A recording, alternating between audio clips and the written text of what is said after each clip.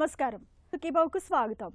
ఈరోజు సుఖీభావ్లో చలికాలంలో సోరియాసిస్ పెరుగుతుందా, శీతగాలికి కీళ్ళన్నీ బిగుసుకుపోతున్నాయా, టీనేజ్లో తోటి పిల్లలు ఏడిపిస్తున్నారా, వాంతి కూడా ఒక జబ్బేనా, ఇంకా హెల్త్ టిప్. చలికాలంలో శీతగాలి మనసుకు ఆహ్లాదం కలిగించే మాటేమో కానీ మన చర్మానికి మాత్రం చాలా చిక్కుల్నే తెచ్చిపెడుతుంటుంది.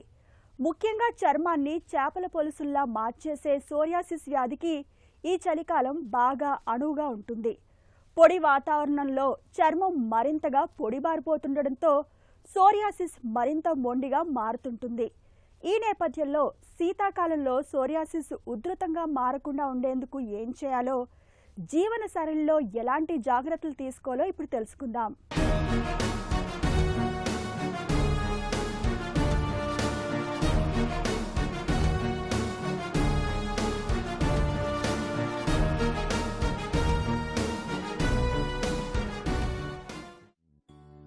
మన శరీరానికి చర్మం పెట్టని కోట. పైకి ఒకేలా కనిపించినా ఇందులో 4 పొరలుంటాయి. ఇది ఎప్పటికప్పుడు నిత్యనూతనంగానూ మారుతుంది. చర్మంలో నిరంతరం పాత కణాలు రాలిపోతుంటాయి. వీటి స్థానంలో కింది పొరల్లోంచి కొత్త కణాలు వచ్చి చేరుతుంటాయి. ఇవి పై పొరకు చేరుకోవడానికి సాధారణంగా 30 నుండి 40 రోజులు పడుతుంది. కానీ సోరియాసిస్లో కొత్త కణాలు అతివేగంగా ఇబ్బడి ముబ్బడిగా పుట్టుకొస్తుంటాయి. కేవలం 3-4 రోజుల్లోనే పైకి వచ్చేస్తాయి. ఇవి ఒక దగ్గర పోగుపడుతూ మందంగా పొలుసులుగా ఏర్పడతాయి. పొట్టు పొట్టుగా రాలుతుంటాయి. క్రమంగా చర్మం లోపలి పొరల్లో కొత్త సూక్ష్మ రక్తనాళాలు పుట్టుకొస్తాయి. ఇవి పొలుసులను ప్రోత్సహించడంతో పాటు ఎర్రటి మచ్చలకు దారితీస్తాయి. దీంతో సమస్య ఉధృతమవుతుంటుంది. సోరియాసిస్లో ప్రధానంగా తెల్లటి పొలుసులతో కూడిన లేత గులాబీ లేదా ఎర్రటి రంగులో మందమైన మచ్చలు, మంట, దురద, నొప్పి వంటి లక్షణాలు కనిపిస్తుంటాయి. ఇవి సోరియాసిస్ రకాలను బట్టి ఒక్కొక్కరిలో ఒక్కోలా ఉంటాయి. ముఖ్యంగా చలి వాతావరణంలో సోరియాసిస్ జబ్బు మరింతగా ఉధృతమవుతుంటుంది. అయితే వ్యాధిని ప్రేరేపించే కారకాలకు దూరంగా ఉంటే తీవ్రతను తగ్గించుకోవచ్చు. సోరియాసిస్ అనే సమస్యని ఆయుర్వేదంలో ఏకకుష్టంగా చెప్పారు. ఒకటే రకమైన లక్షణంతో కూడిన ఈ యొక్క చర్మ వ్యాధి ఏదైతే ఉందో ఈ సోరియాసిస్, ఇది జీవితకాలం బాధించడానికి అవకాశం ఉంటుంది. ముఖ్యంగా ఏంటంటే ఈ రోజుల్లో దానికి చాలా రకాలైన ట్రీట్మెంట్స్ ఇచ్చినప్పటికీ కూడా దీనికి ఇతరత్ర సైడ్ ఎఫెక్ట్స్ అనేవి ఉంటాయి. కాబట్టి వీళ్ళు న్యాచురల్గా వచ్చినప్పుడు అంటే పరిస్థితిని బట్టి చికిత్స తీసుకోవడానికి తప్పనిసరి. ఏదైతే విరుద్ధాహారాలు ఏవైతే ఉంటున్నా వాటిని మానేయాలి. అంటే బయట దొరికే ఆహార పదార్థాలు లాంటివి మానేయడము, అలాగే మనం తీసుకునే ఇంట్లో తీసుకునే ఆహార పదార్థాలు అంటే శరీరానికి న్యూట్రిషన్ వచ్చే పదార్థాలు ఏవైతే ఉంటాయో వాటిని తీసుకోవడం ద్వారా మనకి చర్మానికి చాలా ఉపయోగపడుతుంది. అయితే ఈ ఆటోఇమ్యూన్ ప్రాబ్లమ్స్కి ఎక్కువ C vitamin, D3, B12, P6, P3 లాంటివి చాలా చాలా ఇంపార్టెంట్. సో ఇవన్నీ తీసుకోవడం ద్వారా వీళ్ళకి చర్మానికి వ్యాధి ఎక్కువ త్వరగా పెరగకుండా ఉంటుంది. ముఖ్యంగా ఈ omega-3, omega-6 ఫ్యాటీ యాసిడ్స్ ఈ మధ్యకాలం చాలామంది తక్కువగా తీసుకుంటున్నారు. అంటే ట్రాన్స్ ఫ్యాటీ యాసిడ్స్ ఎక్కువైపోతున్నాయి. తెలియకుండా మనం ఇంట్లో వాడే ఆహార పదార్థాలు నూనెలో కూడా ఈ యొక్క ట్రాన్స్ ఫ్యాటీ యాసిడ్స్ ఏర్పడుతున్నాయి. ఎందుకంటే ఏదైనా వేడి చేసినప్పుడు టెంపరేచర్కి అది మళ్ళీ ట్రాన్స్ఫార్మ్ అయిపోతూ ఉంటుంది. అందులో యాడ్ చేసే నూనెల్లో కూడా మనం ఇంట్లో ప్రాసెస్ చేసినవి తయారు చేసినవి అంటే కొంతమంది ఫ్రెష్గా పట్టించుకుని వాడుతున్నారు. అవి వాడడం చాలా మంచిది. నూనెలో ముఖ్యంగా నువ్వుల నూనె చాలా మంచిది. అలాగే గ్రౌండ్నట్ ఆయిల్, కోకోనట్ ఆయిల్. కానీ చాలామంది కోకోనట్ ఆయిల్ వాడుతున్నారు. అది చాలా మటుకు ఆయుర్వేదంలో ఎక్కడ చెప్పలేదు కోకోనట్ ఆయిల్ వాడాలని. కాకపోతే ఎక్స్టర్నల్గా వాడుకోవచ్చు. నువ్వుల నూనెని అలాగే పల్లి నూనెని మనం వాడుకోవచ్చు. సన్ఫ్లవర్ ఆయిల్, సాఫ్లవర్ ఆయిల్ ఇవన్నీ కూడా కొంచెంగా వాడుకోవాలి. ఎందుకంటే ఎకనామికల్ కండిషన్స్ కూడా ఉంటాయి. ఏ నూనె వాడాలి, ఎంత వాడాలి అనేది కూడా భయం ఉంటుంది వాళ్ళకి. కాబట్టి నువ్వుల నూనె, పల్లి నూనె చాలా మంచిది. ఆకుకూరలు, కూరగాయలు అనేది బాగా తీసుకోవాలి. కూడా అరగని పదార్థాలు తీసుకోకూడదు. అలాగే వాళ్ళకి ఎవ్రీడే వాళ్ళకి ఫ్రీగా మోషన్ అయ్యేటట్టు చూసుకోవాలి. అంటే కాన్స్టిపేషన్ కూడా ఉండకూడదు వాళ్ళకి. ఉంటే కూడా ఇది ఫ్లేరింగ్ అవుతుంది. ముఖ్యంగా వింటర్ సీజన్లో ఇది చాలా అధికం అవుతూ ఉంటుంది. తెలియక చలిలో తిరిగినప్పుడు అది ఇరిటేషన్ వస్తుంది. ఆల్రెడీ బాడీలో ఆ సిస్టమ్ అడాప్ట్ అయి ఉంటుంది కాబట్టి అది రావడానికి అవకాశం ఉంటుంది. కాబట్టి ఈ యొక్క పద్ధతిలో మనం చేస్తే కనుక సరిపోతుంది. చర్మాన్ని పొలుసులుగా పొట్టుగా రాల్చేసే సోరియాసిస్ వ్యాధికి మన శరీరంలో వ్యాధి నిరోధకత తగ్గడంతో పాటు ఆమం పేరుకుపోవడాన్ని ప్రధాన కారణాలుగా చెబుతుంది ఆయుర్వేదం. ఇలాంటప్పుడు ఆహారాన్ని ఓవైపు పోషకంగా మరోవైపు ఔషధంగా వాడితే సోరియాసిస్ వ్యాధి తగ్గుముఖం పడుతుందని చెబుతారు నిపుణులు. శాకాహారం తినటం మంచిది. తాజా పండ్లు, కూరగాయలు, ఆకుకూరలు ఎక్కువగా తినాలి. మాంసాహారులైతే మితం పాటించాలి. పాలు, పాలతో చేసే పన్నీరు వంటి పదార్థాలను ఎక్కువగా తీసుకోకూడదు. బరువు ఎక్కువగా కలవారు తగ్గేలా చూసుకోవాలి. మధుమేహంతో బాధపడే వాళ్ళు గ్లూకోజ్ను చక్కగా అదుపులో ఉంచుకోవాలి. రోజు క్రమం తప్పకుండా వ్యాయామం చేయటం మంచిది. రోజు పావు గంట సేపు నీరెండ ఒంటికి తగిలేలా చూసుకోవాలి. కానీ తీవ్రమైన ఎండలోకి వెళ్లకూడదు. ఇక చర్మానికి గాయాలు అవ్వకుండా చూసుకోవాలి. పొలుసుల్ని గట్టిగా లాగకూడదు. మసిలే నీళ్లతో స్నానం చేయకూడదు. మృదువైన సబ్బుల్ని మాత్రమే వాడుకోవాలి. అధిక వేడి, చల్లదనం సోరియాసిస్ బాధితులకు అంత మంచిది కాదు. ఆ చిట్కాల విషయానికి వచ్చేసరికి ఆయుర్వేదంలో కానుగ నూనె, వేప నూనె, ఆముదం నూనె, కొబ్బరి నూనె, ఈ 4 నూనెలు సరిపోతాయి చాలా మటుకు తగ్గించడానికి. అయితే ఈ యొక్క కానుగ నూనె ఒక పార్ట్ తీసుకుని, వేప నూనె ఒక హాఫ్ పార్ట్ తీసుకుని, ఒక పార్ట్ ఆముదం నూనె, ఒక పార్ట్ కోకోనట్ అంటే కొబ్బరి నూనె, ఇవన్నీ కలిపేసి ఒక సీసాలో పెట్టుకుని అది స్నానానికి ముందర ఒంటికి రుద్దుకుని స్నానం చేస్తే కనుక చాలా బాగా పనిచేస్తాయి. ముఖ్యంగా అంటే వేప ఏం చేస్తుందంటే, వేప నూనె కొంచెం ఇన్ఫెక్షన్స్ రాకుండా, స్కిన్ ఇరిటేట్ అయిపోకుండా హెల్ప్ చేస్తుంది. మిగతావన్నీ కూడా శరీరానికి ఆ యొక్క స్కిన్కి మెత్తదనం ఇవ్వడానికి సహాయపడుతుంది. ఇది ఇంకా కొంతమందికి యాజ్ ఇట్ ఈజ్ వాళ్ళకి వాత ప్రకృతి ఉంటుంది, చాలా డ్రై స్కిన్ ఉంటుంది. అప్పుడు వాళ్ళు కలబంద ఇంట్లో తయారు చేసుకోవచ్చు. కలబంద గుజ్జు తీసుకొచ్చి అది కడిగేసి దానిని కొబ్బరి నూనెలో కడిపి అప్లై చేస్తే కూడా చాలా బాగా పనిచేస్తుంది. కలబందలో మాయిశ్చరైజింగ్ ఎఫెక్ట్ ఎక్కువ ఉంటుంది. ఇలా కాదు అనుకుంటే బయట కలబంద దొరుకుతుంది, ఆ గుజ్జు అమ్ముతున్నారు, అది కూడా తెచ్చుకొని అందులో కొబ్బరి నూనె కలుపుకొని వాడుకుంటే కూడా చాలా బాగా ఉంటుంది. ఇంకొకటి ఏంటంటే అవిసె గింజలు గ్రైండ్ చేసి, అవిసె గింజలు ప్లస్ కొబ్బరి నూనె, కలబంద కలిపి కూడా ఎక్స్టర్నల్గా అప్లై చేస్తూ కూడా చాలా బాగా పనిచేస్తుంది. ఈ విధంగా మీరు ఎక్స్టర్నల్గా అప్లై చేసుకుని ఇంటర్నల్గా ఆయుర్వేదిక్ మెడిసిన్స్ వాడితే కనుక చాలా ఉపయోగపడుతుంది. చికిత్సా విషయానికి వచ్చేసరికి ఆయుర్వేదంలో ఈ యొక్క ఏదైతే ఏకకుష్టము లేదంటే సోరియాసిస్ ఉందో ఆ యొక్క పరిస్థితిని బట్టి, ఆ వచ్చే విధానాన్ని బట్టి, ఆ రకాన్ని బట్టి చికిత్స చేయవలసిన అవసరం ఉంటుంది. ముఖ్యంగా ఆయుర్వేదంలో ఎక్స్టర్నల్గా ఆయుర్వేదిక్ ఔషధాలు చెప్పడం జరిగింది, ఇంటర్నల్గా ఔషధాలు చెప్పారు. ముఖ్యంగా ఇందులో కొన్ని తైలాలు అనేవి చెప్పారు. జాత్యా తైలం అని, పిండ తైలం అని, శతదౌత ఘృతం అనేవి, ఇవన్నీ కూడా ఎక్స్టర్నల్గా చెప్పారు.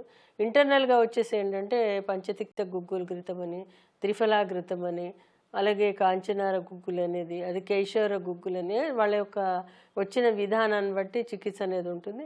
మహామంజిష్ట అనేది అంటే కొన్ని క్వాద రూపంలో, కొన్ని కషాయ రూపంలో, కొన్ని ఆసవాలు, కొన్ని అరిష్టాలు, ఇవన్నీ కూడా వాళ్ళ యొక్క పరిస్థితిని బట్టి వాళ్ళు తీసుకునే విధానం. కొంతమందికి లిక్విడ్స్ ఇష్టం ఉండవు, కొంతమందికి వాసన ఇష్టం ఉండదు. ఎందుకంటే ఇవన్నీ కూడా చెట్ల నుంచి వచ్చే మందులు కాబట్టి వాళ్ళ యొక్క చిన్నపిల్లలు ఉంటారు, వాళ్ళకి ఏ విధంగా ఇవ్వాలి, ఇవన్నీ కూడా ఉంటాయి. కాబట్టి ఆ యొక్క మానసిక పరిస్థితిని బట్టి, వాళ్ళు తీసుకునే విధానాన్ని బట్టి, వాళ్ళ లైఫ్ స్టైల్ని బట్టి మందులు ఇవ్వాల్సిన అవసరం ఉంటుంది. చర్మాన్ని పొలుసులుగా మార్చి పొట్టుగా రాల్చే సోరియాసిస్ ఒక పట్టాన మానే జబ్బు కాదు. చికిత్స తీసుకుంటున్నప్పటికీ తగ్గుతూ తిరిగి వస్తూ తెగ ఇబ్బంది పడుతుంటుంది. ఇలాంటప్పుడు వ్యాధిని ప్రేరేపించే కారకాలకు దూరంగా మసులుకోవాలి. ముఖ్యంగా చల్లగాలికి, చల్లటి వాతావరణానికి దూరంగా ఉండాలి. ఎలర్జీ, ధూమపానం, మద్యపానం వంటి వాటికి దూరంగా ఉండాలి. ఒత్తిడి, ఆందోళనలు సోరియాసిస్ను తీవ్రం చేస్తాయి. కాబట్టి మనసును ప్రశాంతంగా ఉంచుకోవాలి. స్నానం చేసిన తర్వాత చర్మంపై క్రీముతో కూడిన లోషన్లు రాసుకోవటం మేలు. మానసిక సమస్యలు, గుండె జబ్బులు, కీళ్లవాతం, మలేరియా చికిత్సకు ఉపయోగించే కొన్ని మందులతో సోరియాసిస్ తీవ్రత పెరిగే అవకాశం ఉంది. కాబట్టి ఏవైనా మందులు వాడుతున్నప్పుడు జబ్బు ఎక్కువగా ఇబ్బంది పెడుతుంటే ఆ విషయాన్ని వెంటనే డాక్టర్కి చెప్పాలి. శరీరంలోని ఆమవాతాన్ని తగ్గించేందుకు పంచకర్మలు బాగా ఉపకరిస్తాయి. తరచూ పంచకర్మ చికిత్సల్ని చేయించుకుంటే సోరియాసిస్ వ్యాధి చక్కగా అదుపులో ఉంటుంది. కరంజి, భృంగరాజ వంటి తైలాలను నిత్యం చర్మానికి పట్టిస్తూ ఉంటే సోరియాసిస్ వ్యాధి తీవ్రం కాకుండా ఉంటుంది. కీళ్ల నొప్పులతో బాధపడే వారికి చలికాలం మరింత కష్టంగా ఉంటుంది. ఓవైపు వణికించే చలి, మరోవైపు బిగుసుకుపోయిన కీళ్లు బాగా ఇబ్బంది పెట్టేస్తుంటాయి. ఒక పట్టాన పైకి లేవలేకపోతుంటారు. కీళ్లు బిగుసుకుపోవడంతో ఉదయం పూట మంచం దిగడం కూడా కష్టంగా ఉంటుంది. అయితే సీజన్ మార్పులకు తగ్గట్టుగా జీవనశైలిని మార్చుకుని తగిన జాగ్రత్తలు తీసుకుంటే చలికాలంలో కీళ్ల నొప్పులను చాలా వరకు అదుపులో ఉంచుకోవచ్చు. చలికాలంలో కీళ్ల నొప్పుల విషయంలో ఏం చేయాలో, ఎలాంటి జాగ్రత్తలు తీసుకోవాలో ఇప్పుడు తెలుసుకుందాం.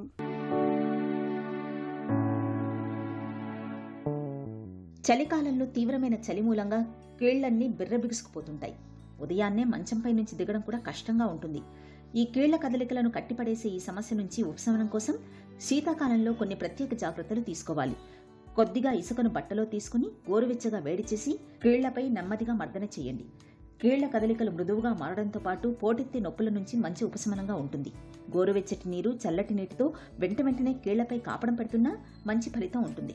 రాత్రి పడుకున్నప్పుడు మోకీళ్ల చుట్టూ క్రేప్ బ్యాండేజ్ చుట్టడం లేదా దిండును కానీ లేదా టర్కీ టవల్ని గుండ్రంగా చుట్టి మోకాళ్ల కింద పెట్టుకుని పడుకుంటే మంచిది. కీళ్ల నొప్పులు మరీ తీవ్రంగా ఉన్నప్పుడు నువ్వుల నూనెలో కొద్దిగా కర్పూరం వేసి ఆ తైలాన్ని కీళ్లపై నెమ్మదిగా మర్దన చేయండి. ఈ జాగ్రత్తలు శీతాకాలంలో కీళ్ల బాధల నుంచి మంచి ఉపశమనాన్ని అందిస్తాయి. టీనేజ్లో పిల్లల్లో శారీరకంగా మానసికంగా అనేక మార్పులు కనిపిస్తుంటాయి. ఈ వయసులోనే కొంతమంది పిల్లల్లో ప్రవర్తనాపరమైన కొన్ని లోపాలు కూడా మొగ్గ తొడుగుతుంటాయి. తోటి పిల్లల్ని ఏడ్పించడం ఈ కోవలోకే వస్తుంది. పదే మాటలతో వేధిస్తుంటారు. శరీరాకృతి గురించి, వేసుకున్న దుస్తుల గురించి, చదువులో వెనకబాటు గురించి అవమానిస్తుంటారు. ఎదుటివారి ముందు వెక్కిరిస్తుంటారు. ఈ రకమైన ప్రవర్తనను బుల్లీయింగ్గా పిలుస్తారు నిపుణులు. పిల్లల్లో బుల్లీయింగ్ ప్రవర్తనకు ఎలా అడ్డుకట్ట వేయాలో ఇప్పుడు తెలుసుకుందాం. ఇంగ్లీష్ మీడియం స్కూల్స్ కానీ, లేకపోతే ఇంటర్నేషనల్ స్కూల్స్ కానీ, లేకపోతే సిటీలో ఉన్న పిల్లలు, అర్బన్ చిల్డ్రన్ వాళ్ళే ఐడెంటిఫై చేసి చెప్తారు, మమ్మల్ని స్కూల్లో ఇలా ఒక పర్టికులర్ రీజన్కి మమ్మల్ని ఏడిపిస్తున్నారని ఇలా కంప్లైంట్ చేస్తారు. ఏంటంటే ఒక పర్టికులర్ ఫిజికల్ అట్రిబ్యూట్, అంటే వాళ్ళు ఉన్న రూపం విధంగా కానీ, లేదా వాళ్ళు మాట్లాడే తీరు అవ్వచ్చు, వాళ్ళు బిహేవ్ చేసే వేరియస్ విధానాలు అవ్వచ్చు, లేదా వాళ్ళకున్న కొన్ని రియల్ డిజబిలిటీస్. ఇన్ఫ్యాక్ట్ అన్ని పర్ఫెక్ట్గా ఉన్న కిడ్స్ని కూడా బుల్లీ చేస్తారు మిగతా పిల్లలు. సో ఈ బుల్లీయింగ్ నుంచి మనం తప్పించుకోవటం ఎలా, ఇదొకటి. రెండోది, మీ పిల్లలు వేరే వాళ్ళని ఒకవేళ బుల్లీ చేస్తూ ఉండొచ్చు, బుల్లీస్ మీ పిల్లలే బుల్లీస్ కూడా అవ్వచ్చు. సో ఇలా ఇటు కానీ అటు కానీ అవ్వకుండా ఎలా కాపాడుకోవాలి పిల్లల్ని. ఫస్ట్ థింగ్, బుల్లీయింగ్ నుంచి ఎలా కాపాడాలి. సో పిల్లలతో అగైన్ టీనేజర్స్ కానీ పిల్లల్లో చాలా వరకు అన్ని సమస్యలు, ద మోస్ట్ ఇంపార్టెంట్, అన్నిటికంటే కీలకమైంది ఈ రోజుల్లో ఆల్మోస్ట్ చాలా హౌస్ హోల్డ్స్లో లేనిది ఏమిటంటే అది కమ్యూనికేషన్. టైం స్పెండ్ చేయాలి మీ పిల్లలతో. ప్రతిరోజు వాళ్ళతో కొద్దో గొప్ప టైం, వాళ్ళ జరిగిన డే ఎలా జరిగింది, వాళ్ళ దినచర్యలో వాళ్ళు ఏమైనా షేర్ చేసుకోదలుచుకున్నారా, అండ్ పీరియాడిక్గా మిమ్మల్ని ఏమన్నా బాధిస్తోందా, దేని గురించన్నా ఆందోళన పడుతున్నారా, ఇవి కాన్స్టెంట్గా కనుక్కుంటూ ఉండాలి. ఇలాంటి పిల్లలు ఏం చేస్తారంటే వేరే రీజన్స్ చెప్పి స్కూల్కి వెళ్ళటాన్ని అవాయిడ్ చేద్దామని చూస్తూ ఉంటారు. పర్టికులర్గా స్కూల్కి వెళ్ళే టైంలో నాకు కడుపులో నొప్పి వస్తుంది అంటారు, లేకపోతే వాంతులు చేస్తూ ఉంటారు, లేకపోతే నాకు ఒంట్లో బాగాలేదు, ఎక్కడో ఒక చోట నొప్పి అని చెప్తూ ఉంటారు. ఇలాంటప్పుడు మనం అడగాలి, స్కూల్లో ఏమైనా సమస్యలు ఉన్నాయా, వేరే పిల్లలు మిమ్మల్ని ఏమన్నా వెక్కిరిస్తున్నారా, అండ్ దెన్ వెళ్ళి వాళ్ళ టీచర్తో కూడా మాట్లాడాలి దీని గురించి. సో పర్టికులర్గా బుల్లీయింగ్ జరపబడుతున్న పిల్లల్ని ఇలా మనం సపోర్ట్ ఇస్తే డెఫినెట్గా దీన్ని అధిగమించవచ్చు. అండ్ ఒకవేళ బుల్లీ చేస్తున్న పిల్లలు అసలు ఎందుకు బుల్లీ చేస్తారు, వీళ్ళకి చాలాసార్లు గమనించింది ఏంటంటే వీళ్ళు కొద్దిగా వీళ్ళ ఫ్యామిలీ బ్యాక్గ్రౌండ్స్ లేదా వీళ్ళ బ్యాక్గ్రౌండ్లో వీళ్ళు కూడా ఏదో ఇంకొక సమస్య ఫేస్ చేస్తూ దానికి అవుట్లెట్ కింద బుల్లీయింగ్ చేస్తూ ఉంటారు. వాళ్ళకి జరిగిన చైల్డ్హుడ్ ట్రామాటిక్ ఎక్స్పీరియన్సెస్ ఉండొచ్చు, అంటే వాళ్ళని ఇంకొకళ్ళు ఇలా ఏడిపించి ఉండొచ్చు, లేదా వాళ్ళ పేరెంట్స్ మధ్యలో కాన్ఫ్లిక్ట్ ఉండొచ్చు, లేదా వాళ్ళని కాన్స్టెంట్గా ఇప్పుడు కూడా వేరే వాళ్ళు బుల్లీ చేస్తూ ఉండొచ్చు. ఇట్లా చాలా రకాల రీజన్స్ ఉంటాయి. సో ఆ బుల్లీ చేస్తున్న పిల్లలకి కూడా సైకలాజికల్ కౌన్సిలింగ్ అవసరం. అండ్ వాళ్ళకి అసలు ఎందుకు జరుగుతోంది అనే దాంట్లోకి వెళితే బుల్లీస్ని కూడా మనం రిఫార్మ్ చేయాలి. వాంతి అవుతున్నప్పుడు కడుపులో ఏదో కలియ తిప్పుతున్నట్లుగా ఉంటుంది. లోపల ఉన్నదంతా పైకి తన్నుకొస్తున్నట్టు, పేగులన్నీ లుంగలు చుట్టుకుపోతున్నట్టుగా ఏదో తెలియని బాధ, వికారం వేధిస్తాయి. నిజానికి వాంతిని ఒక రకంగా మనల్ని కాపాడే ప్రక్రియగా చెప్పుకోవచ్చు. చెడిపోయిన ఆహారం తినడం, కలుషితమైన నీటిని తాగడం మూలంగా బ్యాక్టీరియా, వైరస్ల వంటివి మనకు తెలియకుండానే జీర్ణకోశంలోకి చేరిపోతుంటాయి. ఇలాంటి వాటిని మన శరీరం వాంతి రూపంలో తొలగించుకోవడానికి ప్రయత్నిస్తుంటుంది. చాలా సందర్భాల్లో జరిగేది ఇదే. అయితే తరచూ వాంతులు అవుతున్నప్పుడు మాత్రం అందుకు వేరే కారణాలు ఉంటాయని, వాటిని పసిగట్టి చికిత్స తీసుకోవాలని చెబుతారు డాక్టర్లు. వాంతి గురించిన పూర్తి వివరాల్ని డాక్టర్ని అడిగి ఇప్పుడు తెలుసుకుందాం.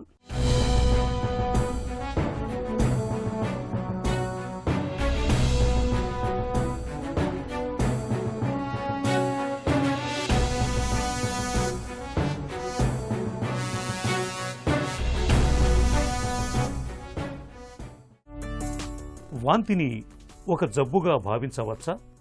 అసలు వామిటింగ్ అనేది మనకి సడన్ అంటే బాడీలో ఉండే స్టమక్లో ఉండేటువంటి ప్రోడక్ట్స్ ఫోర్స్ఫుల్లీ ఎక్స్పెల్ కావటం నోటి ద్వారా, ఓసారి ముక్కులో నుంచి ద్వారా కూడా అవుతుంటుంది. సివియర్గా ఉన్నప్పుడు ఈ ప్రోడక్ట్స్ అనేవి మా స్టమక్ నుంచి బయటికి రాదాన్ని వామిటింగ్ అంటారు. అయితే ఈ వామిటింగ్ అనేది ఈ డిసీజ్ కాదనమాట, ఇది ఒక సిమ్టమ్. ఈ సిమ్టమ్ అంటే ఇంటర్నల్గా మనకి జరిగే ఏదో కండిషన్ జరుగుతుంది, ఏదో ప్రాబ్లం జరుగుతుంది, దాని యొక్క సిమ్టమ్ సూచిక లాంటిది అనమాట ఇది మనకి. వాంతికి సాధారణంగా కనిపించే కారణాలేంటి?